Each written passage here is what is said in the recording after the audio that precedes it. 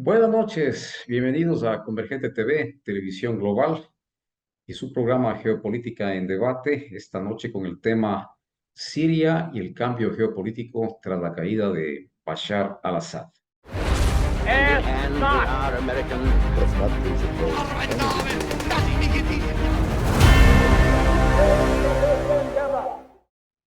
La caída del dictador Bashar al-Assad en Siria el pasado 8 de diciembre del año que decurre marcó el fin de más de 5 décadas de dominio de la familia Assad en este país y consecuentemente un punto de inflexión en su historia contemporánea, con repercusiones tanto a nivel regional como mundial. Como recordaremos, grupos insurgentes liderados por el grupo Hayat Tahrir al-Sham, HTS, lanzaron un ataque coordinado que rápidamente tomó el control de ciudades clave como Alepo y Homs. De hecho, en solo 12 días, los rebeldes avanzaron hacia Damasco, donde encontraron poca resistencia del ejército sirio, de acuerdo con las cadenas noticiosas del mundo. El 10 de diciembre del 2024, Mohamed al-Bashir asumió el poder en Siria, se convirtió en el nuevo líder, respaldado por varios grupos rebeldes, y se comprometió a establecer un gobierno inclusivo que represente a todas las facciones del país. Estuvo vinculado este líder al grupo islamista Organismo de Liberación de Levante, HTS, que referí. Encabezó la ofensiva en 12 días, que dio al traste con las 24 años de poder de Bashar al-Assad que ya mencioné. La salida del gobierno de Assad y el ascenso de Bashir generan reacciones mixtas a escala internacional. Algunos países expresan su apoyo al nuevo liderazgo, mientras que otros permanecen cautelosos ante la inestabilidad en la región. Los Estados Unidos y sus aliados monitorean muy de cerca la situación, considerando las implicaciones geopolíticas del cambio en el liderazgo sirio. Rusia e Irán, antiguos aliados de Assad, enfrentan un duro golpe a su influencia en la región, y el Kremlin expresó su preocupación por los acontecimientos, ofreció asilo a Assad y su familia en la ciudad de Moscú. La situación sigue siendo volátil, con enfrentamientos esporádicos reportados entre facciones rebeldes y remanentes leales al antiguo régimen. A medida que Siria entra en esta nueva fase política bajo al-Bashir, el futuro del país sigue siendo incierto. La comunidad internacional observa atentamente cómo se desarrollan los acontecimientos y el nuevo liderazgo para estabilizar un país devastado por años de guerra civil. Para analizar este tema se encuentra con nosotros el señor ingeniero Luis Antonio Quesada Pavón. En honor al tiempo, intentaré resumir su amplio e importante currículum. Él es ingeniero químico e ingeniero industrial por la Escuela Politécnica Nacional de la Ciudad de Quito y por el Georgia Institute of Technology de Atlanta, Estados Unidos. También es Master of Science por el Georgia Institute of Technology, diplomado en alta gerencia por el Instituto de Desarrollo Empresarial IDE de Guayaquil, diplomado superior en innovación tecnológica y negocios por la SPOL y por la Universidad de Texas en Austin. Ostenta un MBA por la Universidad de Quebec, Montreal, Canadá, diplomado en alta gestión empresarial por la Universidad de Buenos Aires, Argentina, y tiene un PhD en educación por el Centro de Estudios para el Perfeccionamiento de la Educación Superior de la Universidad de La Habana, Cuba. Importante mencionar también que ha sido columnista del diario El Telégrafo y es presentador de un programa radial de opinión en un medio radial importantísimo de la ciudad de Guayaquil. No quisiera dejar de mencionar que nuestro invitado ha sido también catedrático e investigador de las universidades de Expol y la UES. Pues bien, damos la más cordial bienvenida al ingeniero Luis Antonio Quesada Pavón. Muchas gracias, Timmy, y gracias por invitarme a tu muy importante programa. Es siempre agradable hacer comentarios de opinión, tratar de hacer periodismo de opinión sobre temas que normalmente pasan desapercibidos para nuestra colectividad. Y te agradezco que el tema sea Siria, porque cuando el ciudadano normal y corriente oye sobre un problema en Siria y dice, otro problema árabe, lo cual Eh, es verdad, es otro problema árabe, pero es un grave problema árabe. Y es un problema árabe de un país no muy grande, pero que tiene recursos. Y quisiera que tú me permitas con el saludo navideño de Pascuas de Navidad para tus televidentes y radioescuchas, y sobre todo a ti y a tu familia, Timmy, pues hacer primero una introducción sobre qué es la República Árabe Siria. Tomando en proporción, es un país de territorio más pequeño que el Ecuador. Tiene alrededor de 185.000 kilómetros cuadrados. Recuerden que el Ecuador tiene 275.000 kilómetros cuadrados. Su Producto Interno Bruto es muy similar al nuestro. Está entre los 100.000 millones, un poco más de 100.000 millones de dólares, pero su población es algo más grande, son 23 millones de habitantes en Siria. Bueno, ahora realmente no sé cuál sea la población de Siria, porque más adelante hablaremos de la tremenda migración que ha tenido Siria debido a los diferentes conflictos internos que ha tenido por décadas.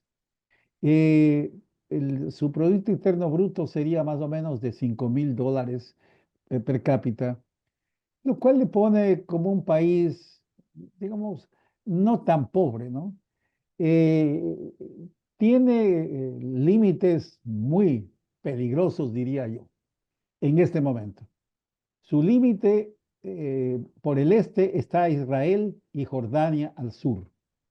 Está limitando con Turquía, que es la más ancha zona de limítrofe, y tiene también un límite con Líbano y el mar Mediterráneo. De hecho, se alcanza a ver desde las costas de Siria a la isla de Chipre, ¿no? Y ha sido, y te lo doy yo como experiencia mía, una de las propuestas zonas de escape desde el conflicto israelita para los que quisieron salir de Israel desde octubre 7 del año pasado.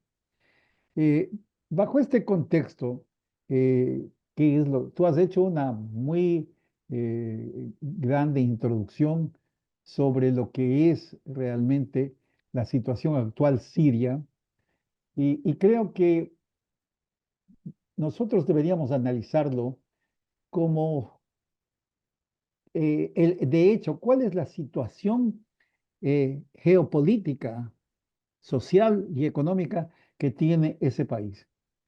Desde mi punto de vista, es una de las crisis humanitarias más peligrosas, más dramáticas que tenemos actualmente en el mundo. Lamentablemente hemos tenido otros conflictos más importantes como el de Ucrania y como el de Israel con Hamas y Hezbollah, lo cual nos ha quitado realmente la capacidad de analizar otros conflictos que hay, pero puesto en su propia proporción la debacle que ha tenido casi más de medio siglo del dominio de la familia no se puede llamar presidente del dictador Assad, pues ha sido catastrófica, porque el conflicto viene realmente muy recrudecido desde el año 2011.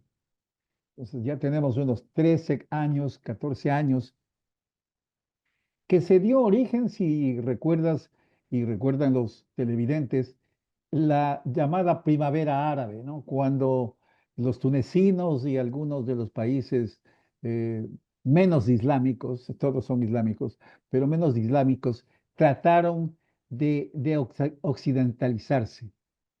Y Siria tuvo pues también un escenario que fue muy diferente a los otros países. Los otros países fueron manifestaciones que fueron rápidamente aplacadas, pero en Siria se declaró realmente una guerra civil multifacética. Y cuando hablo de multifacética es porque Siria es una mezcla muy grande y peligrosa, bueno, no tan grande, pero muy peligrosa, de etnias y de facciones religiosas. lo cual ha provocado, claro, que para el dictador haya sido más fácil manejar este conglomerado, divide y reinarás, ¿no? Y eso ha permitido que la familia de Assad esté tanto tiempo al mando. Lo que sucedió ahora, pues ya es un tema que quisiera que tú me guíes sobre qué quisieras que nosotros analicemos. Muchas gracias, Antonio. Excelente tu aproximación a la problemática general de Siria desde la primavera árabe, que bien lo dices, involucró a Túnez, Libia, Egipto, buscando occidentalizarse y buscar un concepto democrático desde la visión de las juventudes de estos países. Pero para irnos por lo que tú mencionas, Siria se encuentra en este momento en una encrucijada tras la caída de Al-Assad. Enfrenta desafíos de seguridad, de estabilidad política y, por supuesto, lo más importante, la reconstrucción del país tras una cruenta y larga guerra civil. La comunidad internacional también observa y debate sobre el mejor curso de acción para apoyar al país en esta transición. Antonio, ¿cómo ves tú el futuro de este país al término de estos casi 50 años de la familia Al-Assad en el poder? Mira, yo creo que hay que analizar primero la situación actual para poner en perspectiva qué se podría hacer. El hecho más importante es la destrucción, como tú lo acabas de mencionar, generalizada y el desplazamiento masivo. En los varios años de la dictadura salieron algo así como 6,6 millones de personas. Es decir, si la demografía de Siria es de 23 millones, salió un tercio de la población, ¿no?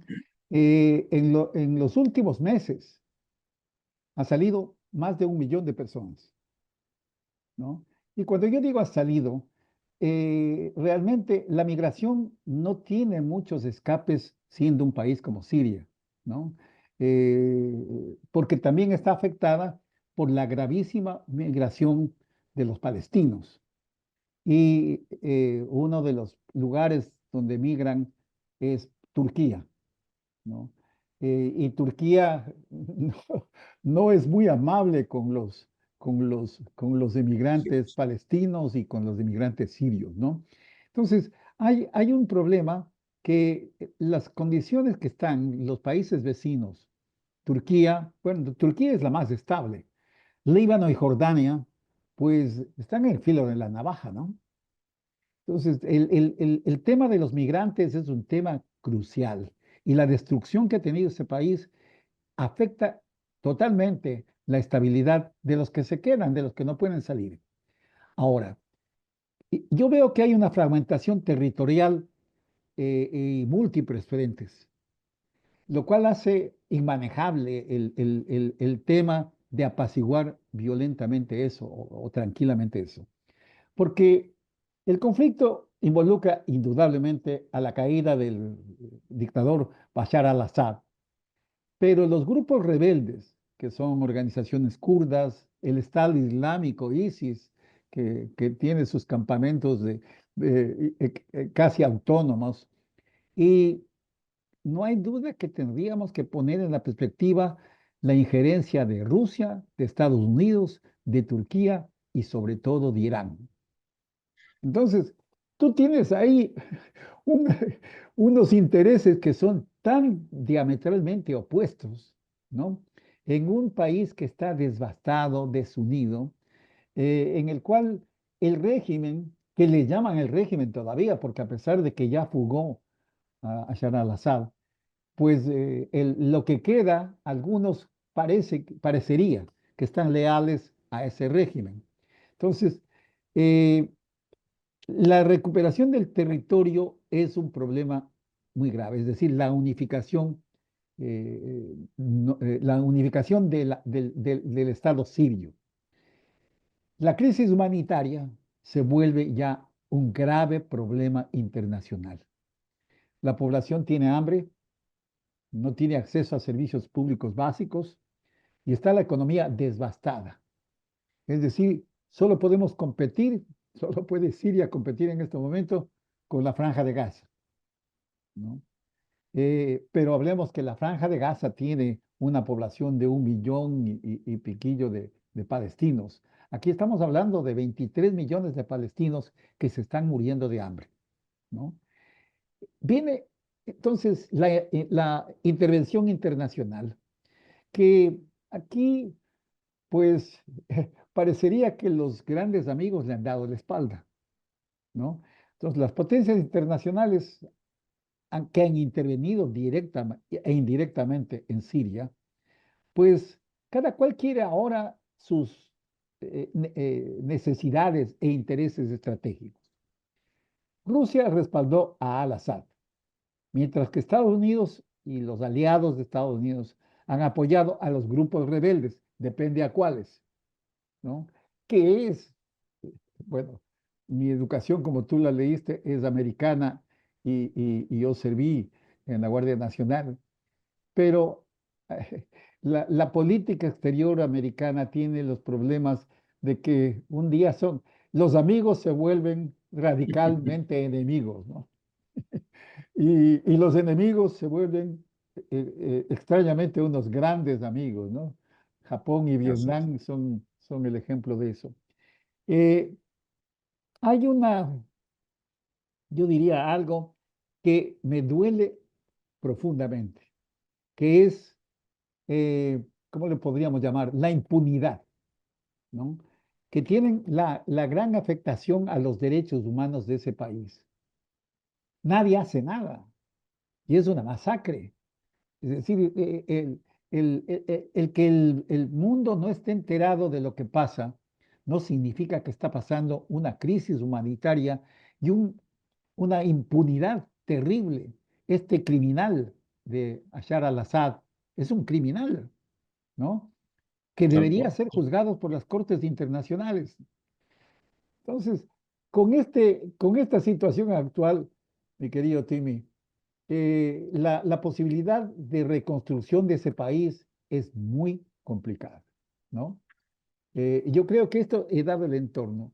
Ahora, si tú miras la situación política, ¿no?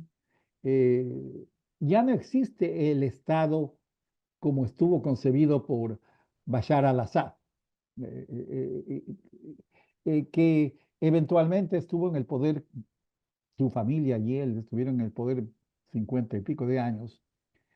Pero ahora, ¿quién tiene el control de ese país? El control, pues, territorial muy limitado, ¿no? Y hay áreas en litigio que son terriblemente peligrosas, ¿no? Porque hay fuerzas rebeldes en las regiones del noroeste que están administradas por kurdos, ISIS está por un lado, y son cosas demasiado contrapuestas, ¿no? Ahora, ¿cuáles son los recursos militares y financieros que dispone quien quiera hacer algo por ese país? Primero tendría que mirar si Turquía tiene las ganas de apoyar a Siria, porque realmente es el país más cercano que podría haber ideológicamente, filosóficamente, religiosamente a Siria.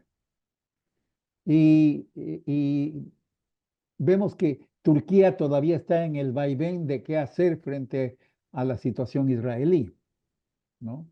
Eh, Poniendo en una perspectiva muy coloquial, Siria se volvió una papa caliente. O sea, nadie quiere tocarla realmente porque no quieren enemistarse con los unos, no quieren enemistarse con los otros, y es una situación de conflicto muy peligrosa. La situación económica totalmente desastrosa. Una crisis severa, pero totalmente severa. Era un país, cuando lo visité la primera vez hace 3 décadas, ya con la familia de Bashar al-Assad en el poder, pero era una economía bastante occidentalizada, ¿no?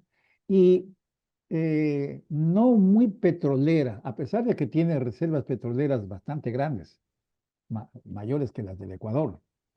Tiene gas natural y tiene algo muy importante, la posición geográfica por donde pasan los poliductos, ¿no? Los gasoductos a Europa. desde Rusia y desde el Medio Oriente. Eh, pero era un país agrícola, proveedor de trigo, proveedor de cebada, proveedor de productos agrícolas, porque tiene una zona, a pesar de lo pequeño que es el país, ¿no? Tiene una zona agrícola bastante, o tenía una zona agrícola bastante bien desarrollada y una industria que estaba bastante tecnificada. Todo eso está destruido. Entonces, el 90% de la población siria vive en la pobreza. Yo no creo que haya un país descrito de esta manera que tenga una pobreza tan flagrante. Y es lo que las Naciones Unidas dicen, ¿no? Ahora, eh, lo que sucede en realidad, pues puede ser de algo muy, muy grande. En un país devastado, el desempleo es terrible. Y ese es el caldo de cultivo que tienen para las facciones rebeldes. Porque si tú no tienes dónde trabajar, no tienes dónde ganarte la vida y eres un joven, ¿no? O estás en edad militar, ¿qué es lo que haces? Pues pegarte a una de estas facciones rebeldes, ¿no? ¿Qué es lo que sucede, guardando las distancias, con nosotros los ecuatorianos? Los jóvenes se unen a las pandillas porque no tienen realmente un futuro. La situación social yo creo que está complicada por el desplazamiento masivo. La ruptura familiar es terrible. Ese es en un esquema general, Timi, lo que yo podría decir de la situación actual, que bueno, si el 70% de la población recibe la escasa comida por ayuda humanitaria, ya te puedes imaginar la crisis en la cual vive ese país, ¿no? Terrible, Porque, terrible. ¿no? Entonces, ¿cómo salir de de ese enredo? ¿Qué es lo que podrían hacer? No sé, no quisiera acaparar la, la conversación, sino que mejor que mantengamos un diálogo, ¿no? Tal cual, tal cual.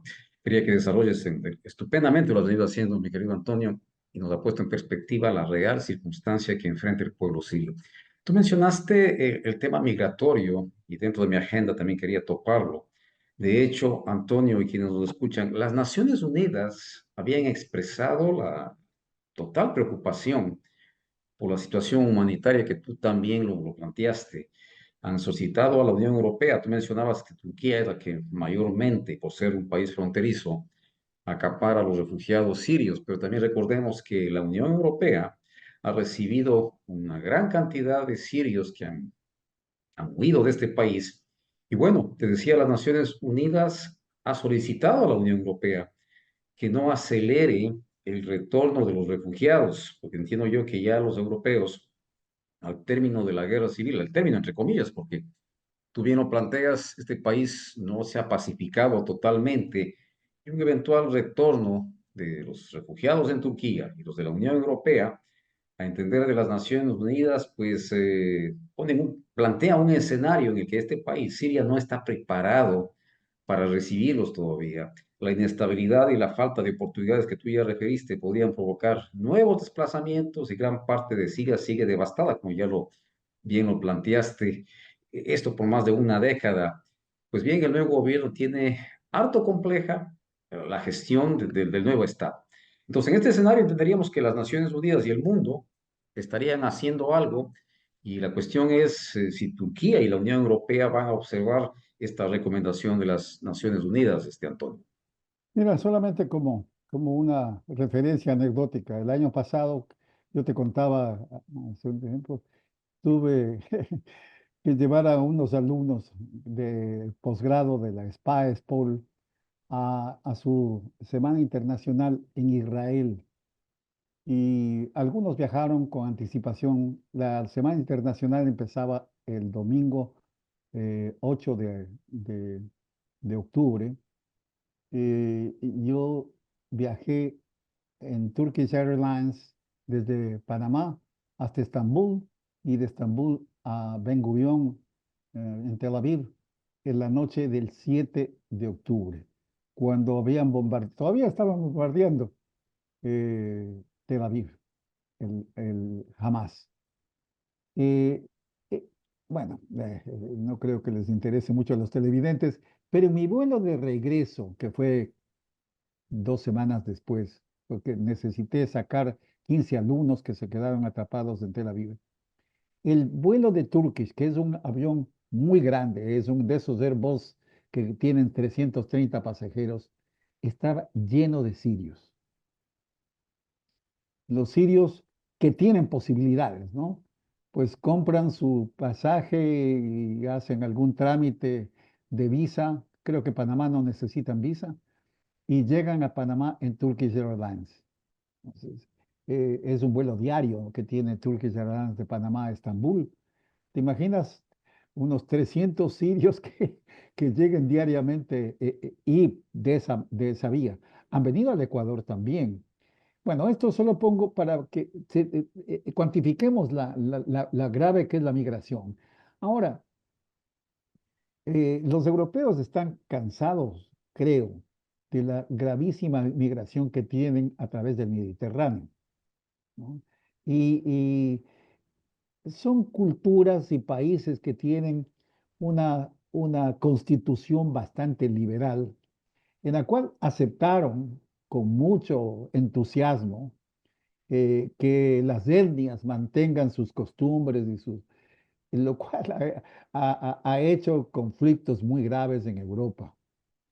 Yo creo que la opinión internacional está a favor de los inmigrantes, pero si tú vives en un país en el cual ha recibido, estuve en Holanda este año, a principios de año, y pues es un país chico, ¿no?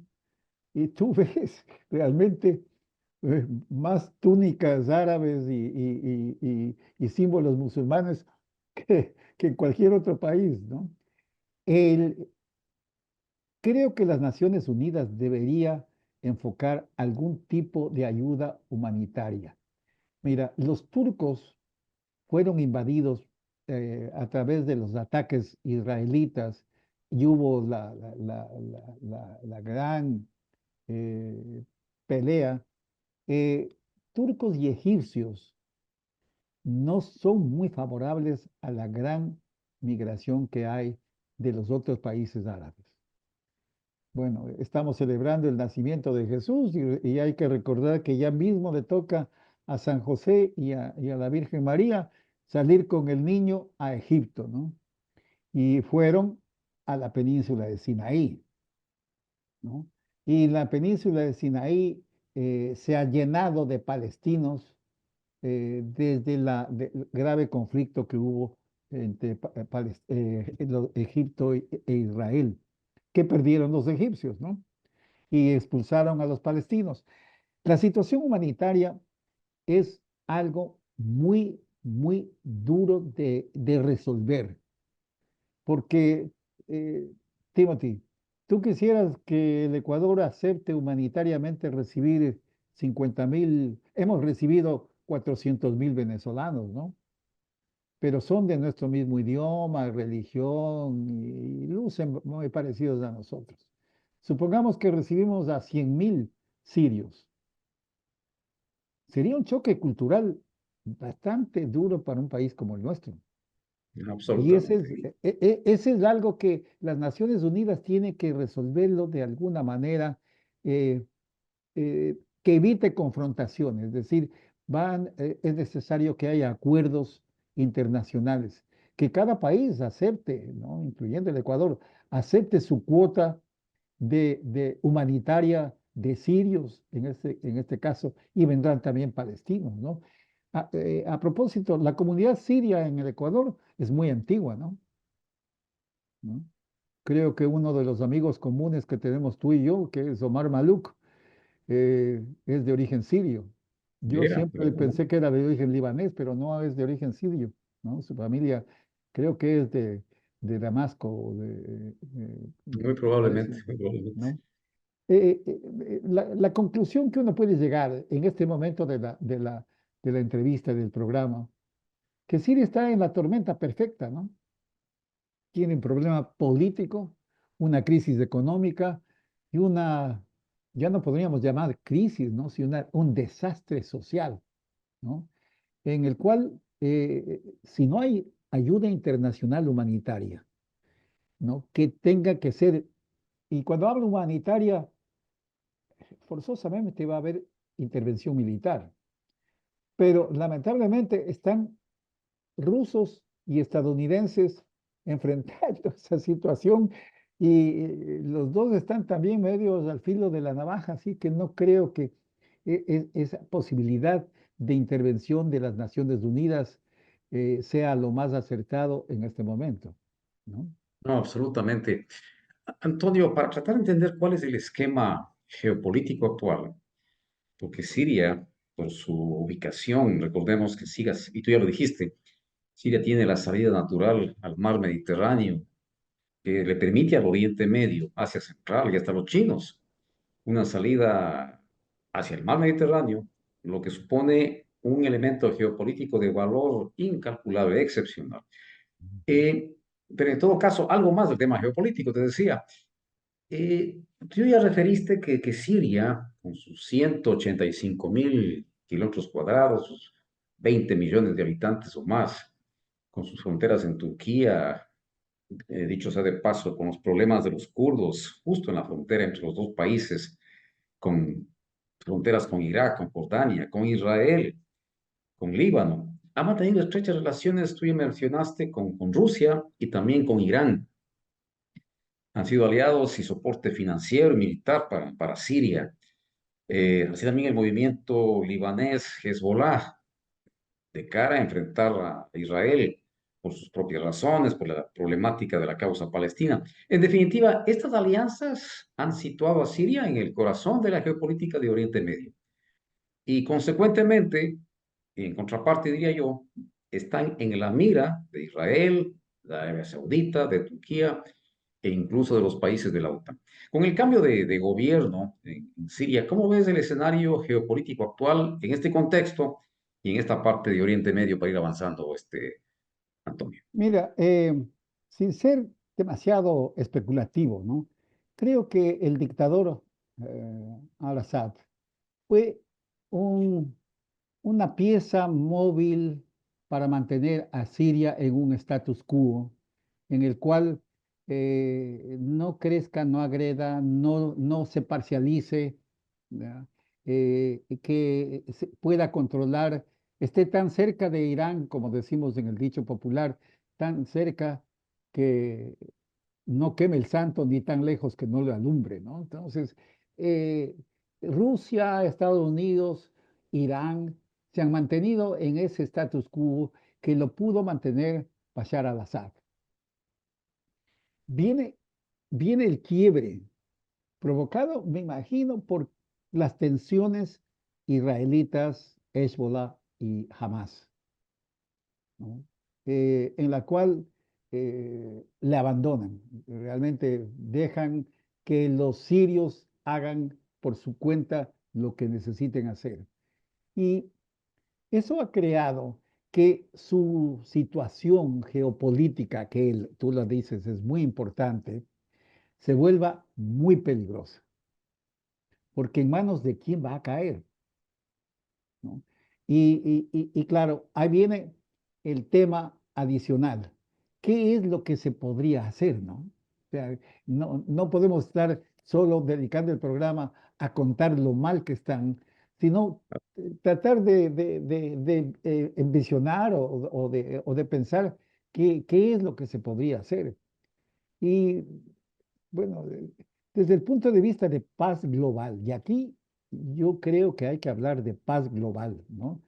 La situación de Siria requiere una estrategia integral, o sea, no es un tema aislado, no es allá, dejémosle que, no, no. Eh, Porque creo que en primer lugar es necesario respetar los derechos humanos, ¿no? ¿No? Y hay una necesidad de una diplomacia multilateral y un compromiso sostenido en reconstruir ese país. Se reconstruyó Europa, se reconstruyó Japón, ¿no? Yo creo que es posible reconstruir. Se reconstruyó Kuwait, se reconstruyó Irak a su manera, ¿no? Yo creo que Ese esfuerzo es necesario nuevamente en Siria. Pero para eso hay ciertos temas que son muy importantes. Creo que en primer lugar está impulsar el proceso de paz inclusivo. Es decir, la paz tiene que nacer de adentro. Y mira, creo que ya hay un ejercicio bastante nefasto de lo que fue la intervención en Afganistán. Primero los rusos, luego los americanos, para terminar que el gobierno termine siendo musulmán, ¿no? Y toda la lucha que hubo contra los talibanes, finalmente el gobierno talibán se impuso. No sé si sea el ejemplo más adecuado, ¿no? Pero realmente la paz tiene que nacer de ahí.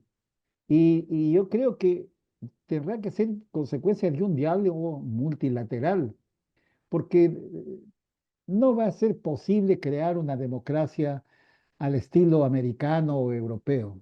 No, no lo creo, ¿no? Eh, pero tendría que ser algo como una negociación, como lo que sucedió en Noruega con Assad Arafat, que finalmente se dieron la mano con, no me acuerdo cuál estaba, creo que era con Golda Meir, ¿no? Y tiene que ser algo en el cual se vislumbre la posibilidad de que los grupos rebeldes sirios tengan un acuerdo, ¿no? Si es que eso fuera posible, ¿no? Bueno, Claro, eso creo que sí. incluye un reconstruir el Estado. ¿A qué forma? ¿En qué forma? Pues de la forma que se necesite para hacer lo que era el país árabe Siria. Recuerda que en un tiempo quisieron ser República Democrática Socialista, ¿no? Socialista árabe, lo cual, Claro que sí. Ujú. lo cual es tan incongruente como, qué sé yo, ¿no? Un católico comunista, ¿no? O sea, es, es medio Más o raro menos, porque sí. pues, son musulmanes y creen en Dios, entonces no creo que su estado pueda ser propiamente laico, ¿no? En todo caso, lo primero es impulsar, promover una paz inclusiva. Es decir, que se pongan de acuerdo, ¿no? Ahora, si se divide el país, que va a ser lo terrible, ¿no? Ahí va a haber un problema latente toda la vida.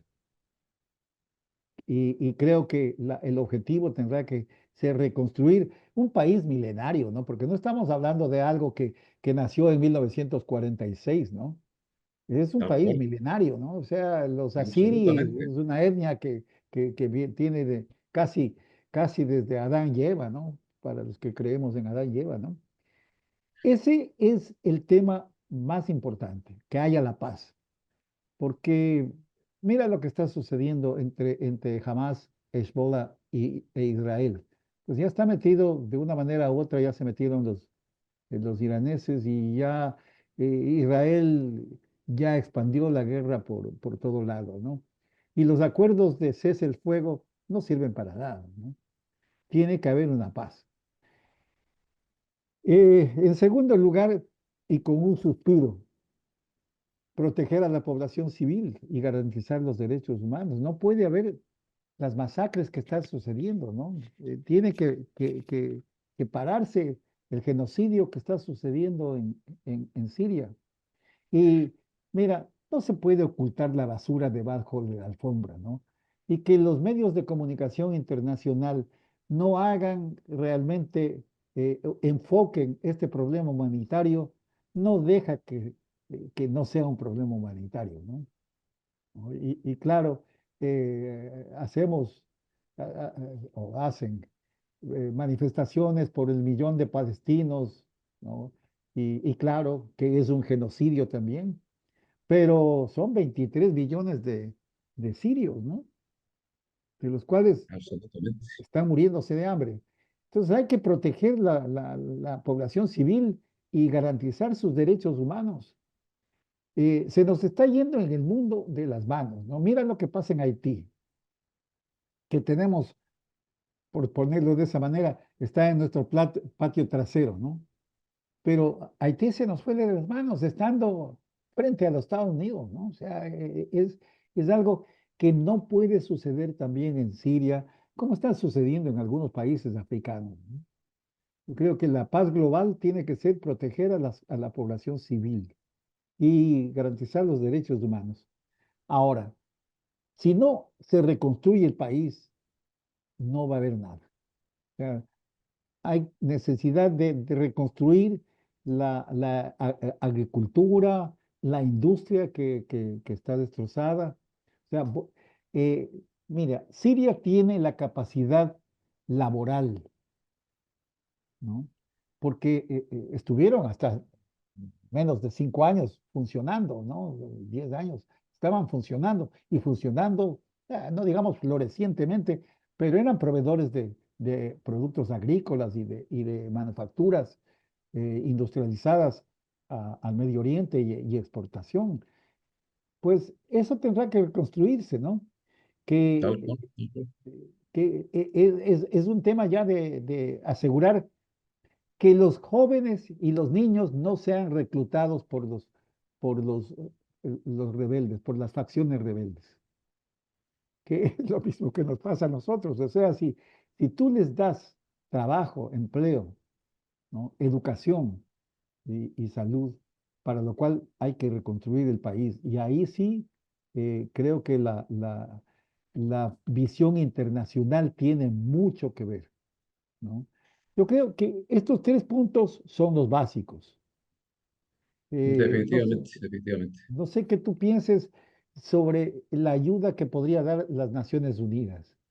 Como tú bien lo dices, está en la obligación de hacerlo, aunque si analizamos el quehacer de las Naciones Unidas desde su creación al final de la Segunda Guerra Mundial, no hay mucho de positivo de la gestión de las Naciones Unidas. Al contrario, hay una profunda crítica a nivel internacional de sus ejecutorias, Antonio. Y yo critico también a las Naciones Unidas, que se ha convertido en un ente burocrático sin mayores Ujú. resultados en los grandes conflictos mundiales. Pero del tema sirio, Antonio, de esa paz que tú estás hablando, que necesita Siria, de esa paz esquiva que tiene Siria, es importante recordar el tema de la irrupción del Estado Islámico, Daesh, ISIS, como quieran llamarle, y que no ha sido un mal menor de este país y de Oriente Medio, y creería que no, por supuesto que no ha sido resuelto, más bien estarían en un compás de espera. El Daesh, recuerda tú, que Ujú, precisamente por la brutalidad con que han actuado,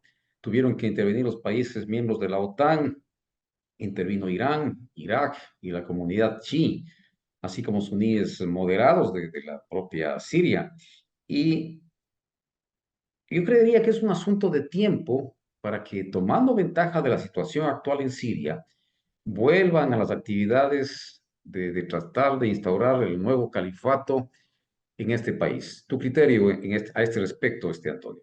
bueno, yo miro aquí un efecto dominó. Si no se resuelve primero el tema israelí, que ya no es Hamas y Hezbollah, ¿no? Ya es un tema que traspasó, sí, con la brutalidad que fue el ataque de Hamas, pero en lo que ha desbordado es en una guerra que ya lleva 14 meses, ¿no? Va por los 15 meses ya, y que no se ve realmente. Si no hay paz entre la Franja de Gaza e Israel, es decir, si no regresamos al status quo, porque paz no creo que vaya a haber tan fácilmente, pero al status quo anterior, en el cual no se agredan Líbano, Irak, Irán no quiere intervenir, hasta Yemen le declara la guerra, que está bastante lejos, ¿no? Pero es musulmán igual. Jordania. Yo creo que si las Naciones Unidas no tienen la capacidad de acabar con un conflicto tan dañino para el Medio Oriente, ¿no? Porque yo no veo ya cuál es el objetivo militar que pueda tener Israel. Yo simpatizo mucho con mis colegas israelitas. Uno de ellos, el colega directo que trabaja conmigo, es el vocero internacional, es militar, bueno, todos son militares, es el vocero militar de Israel. Eh, la verdad es que yo ya no entiendo qué es lo que el israelí normal y corriente quiere, pero creo que esto ya les desbordó a la ciudadanía israelí, les desbordó su capacidad de aguante, ¿no? Y tienen una capacidad de aguante muy grande a la guerra, ¿no? O sea, se entrenan para la guerra desde que son adolescentes. de muy pequeños, Eh, claro. ahora, eh, si este problema no se resuelve, el problema sirio no va a tener realmente importancia para resolverlo inmediatamente. Absolutamente. Entonces, de esa manera, porque el problema sirio es un problema humanitario que no tienes un enemigo claro, que es un problema gravísimo. O sea, no hay un enemigo a quien atacar. No, aquí el problema israelí, Hamas, Hezbollah, es un problema que existe realmente entre Irán e Israel, ¿no? Irán mueve sus Claro fichas que sí. ahí, pero es un problema entre Irán e Israel. Acá en Siria no hay un enemigo visible, lo cual hace que la pacificación sea muy difícil y por eso yo hablo de una paz inclusiva, ¿no? Tienen que decir, ya nos dejémonos de matar, ¿no? O sea, que esto no puede ser, Continuar. Claro. no es consecuente. Ahora, si para eso se necesita intervención militar, pero no la van a hacer porque abrirían otro frente. Y eso creo que el concierto internacional no lo va a aceptar. O sea, abrir otro frente en Siria, ¿no? ISIS eh, reculó toda su capacidad a Siria, ¿no? O sea, recuérdate que ellos estaban en Libia y eran muy importantes en Libia, Ujú. pero fueron y prácticamente tienen la provincia del noreste, un distrito del noreste que está cerca sí, están los kurdos y los ISIS pegados, ¿no? Eh, yo miro que ahí hay una situación que si no se resuelve el problema israelí lo más rápido posible, el problema sirio no va a ser de importancia. Es un problema gravísimo, pero no va a ser de importancia. Porque la otra situación sería que Turquía reclame la zona del Golán, de las estribaciones montañosas, ¿no? Que Rusia quiera apropiarse de algo que es vital para ellos, ¿no? De la La zona salida de del mar tránsito de Mediterráneo. los oleoductos, Claro. gasoductos, ¿no? Eh, que sería ya desmembrar al país, que provocaría otro conflicto, que sería guerra de guerrillas, ¿no? Que ya la hay, ¿no? Eh, lo que me lleva a pensar en algo que parecería una incongruencia con lo que hemos hablado hasta aquí, eh, Timmy, que es una necesidad de reducir la influencia extranjera en ese país. Absolutamente. A eso iba yo. Mm. O sea, yo veo que tiene que haber un esfuerzo internacional, pero no, hay que reducir la influencia extranjera que hay, la rusa, la americana, la iraní, la turca, ¿no?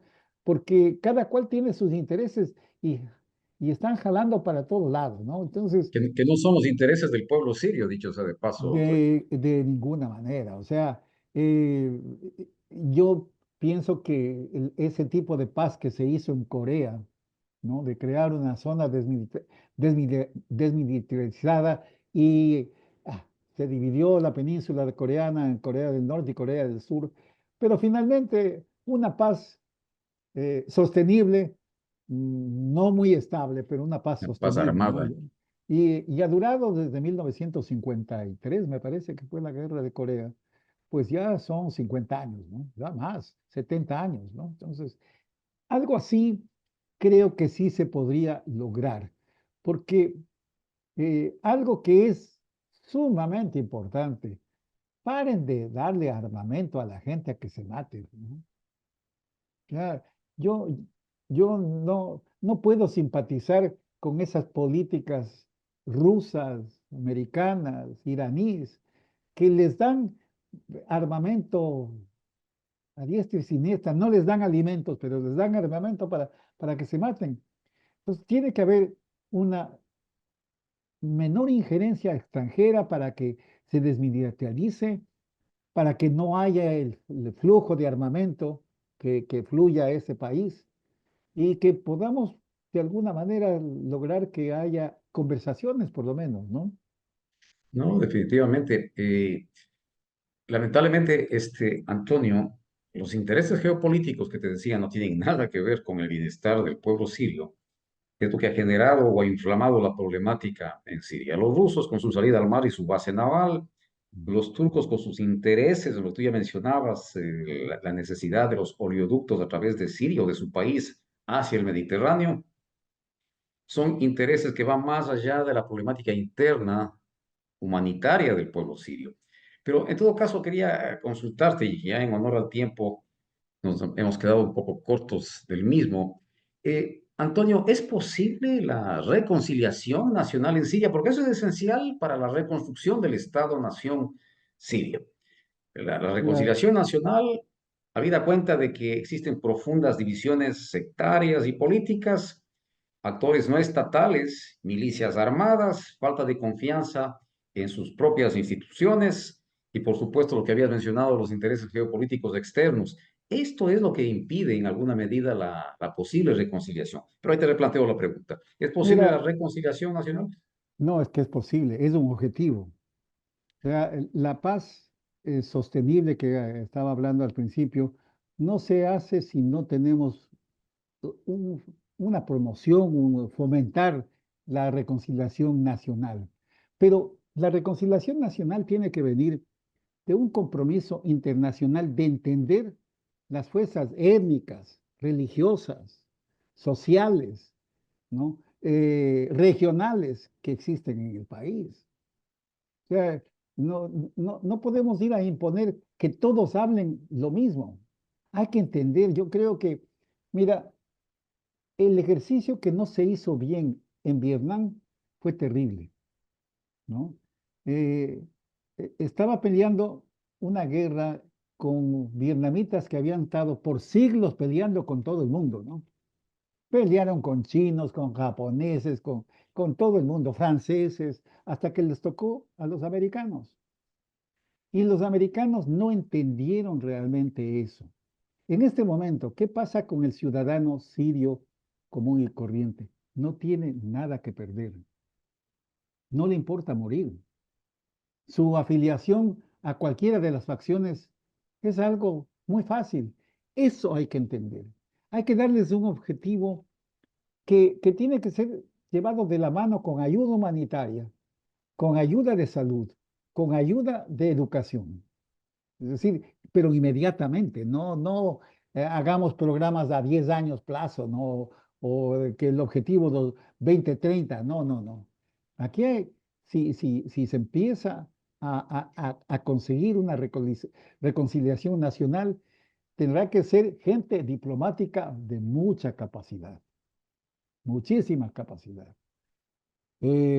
Espero que el presidente Trump tenga, creo que sí tiene gente de ese tipo, a pesar de que no lo veo que esté muy orientado a meterse en eso, ¿no? Ah, de todas maneras, debería haber un compromiso global.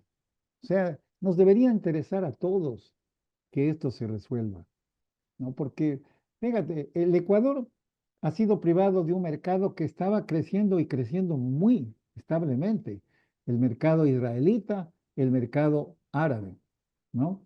Estuve en el Mundial de Qatar, claro que Qatar es otra cosa, pero tú ves banano fresco ecuatoriano allá.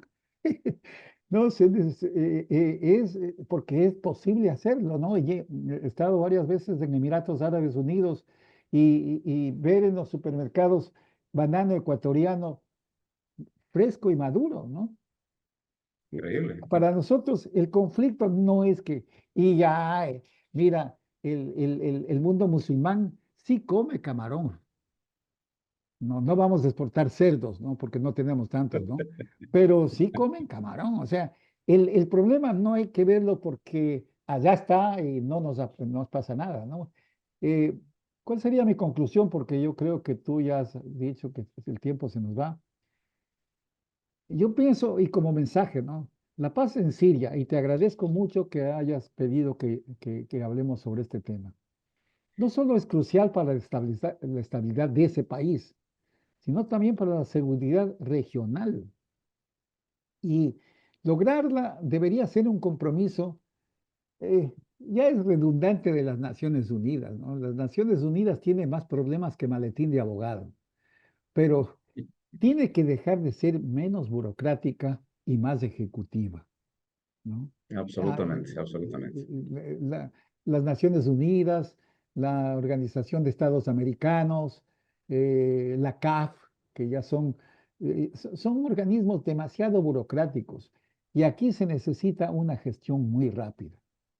Yo creo que eh, el 2025 trae unos retos muy grandes y ojalá Dios ayude a ese país que está en muy malas condiciones. Absolutamente. Mira, te decía el tema de la reconciliación y ya para ir cerrando. La larga, las décadas de guerrear, imagino que ha dejado a la población siria exhausta.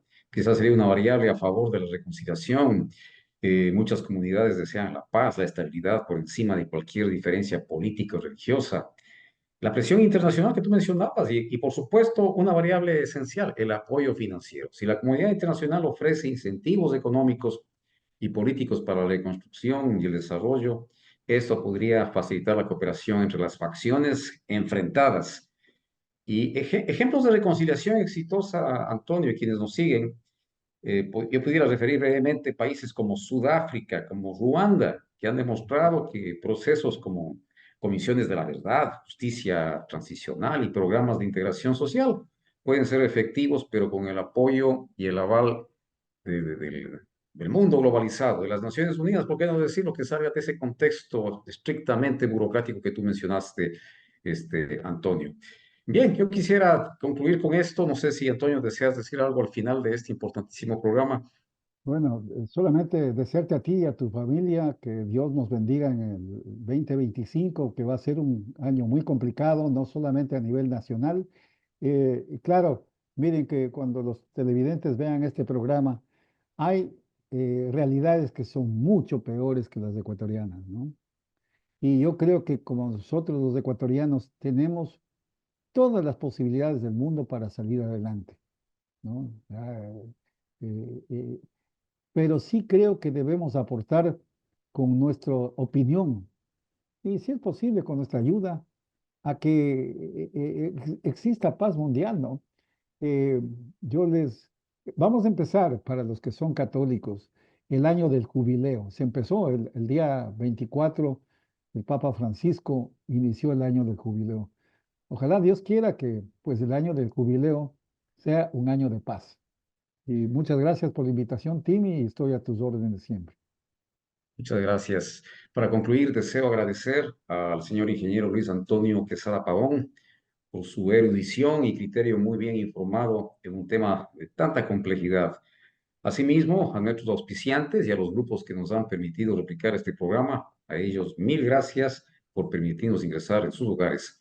Será hasta una próxima oportunidad. Buenas noches. Gracias, Antonio. Un abrazo a la distancia. Buenas noches, Feliz ¿no? Dios Año les Nuevo. bendiga a todos. Gracias.